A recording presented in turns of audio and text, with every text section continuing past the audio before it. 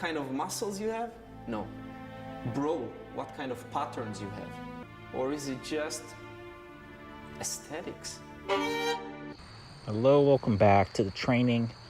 So I started off with some legs, and sometimes in your journey of training, sometimes in your journey and any other thing, there's one inevitability. There's always going to be change. There's always going to be chaos, and it's not always going to be easy. There's always going to be challenges you're going to have to persevere through. And the only thing that you could do is wrong is to give up. Now, it's okay to pivot. It's okay to change directions, reframe things. Think about them in a different way, change your mindset, but don't give up completely. Oftentimes you will give up if you get very depressed, and you just have to have some emotional intelligence about it. You have to understand what it takes for you to be, what will make you sad, and what to do when you feel those kinds of things. These are things you learn as a little kid, or maybe some people don't learn them at all, and now's your time to learn. But, take some time to understand your own emotions. In the short term, remaining your composure can be done through breath work. Physically, like your body can be calmed down with like taking 2 inhales, then an exhale. That's like one of the only breath work that's been studied by science. And there's a lot of ways to breathe, but that's one that's been made kind of popular because it's been scientifically proven to calm you down and relax your body.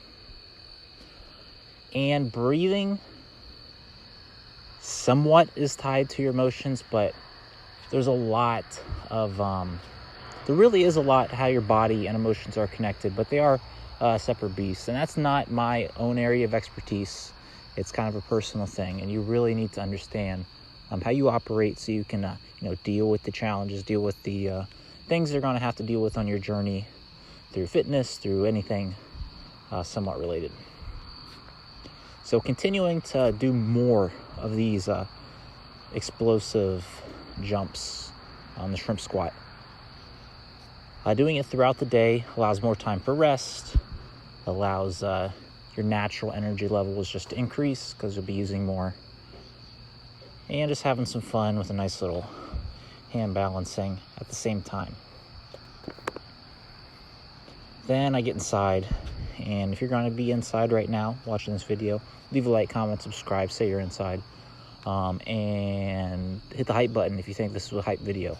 But use 1 hype on my video per week. That's all I ask. It's a big ask, but I know. Continuing to work to press the handstand. It is tough to do the right technique. I know what it should look like, but doing it is a different challenge. But still, I work on it. Hopefully, if I just build more strength, the technique will eventually come. Training the hips here in a bit of a different, instead of the not the isometric, but the more static kind of squat. But this is a larger range of motion, lifting up the back leg, like you see right there, and leaning forward, engaging the hips. Surprisingly, the shrimp squat engages the hips some amount depending on where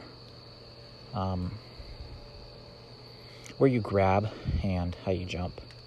And then I finish off today with a little bit of hand balancing,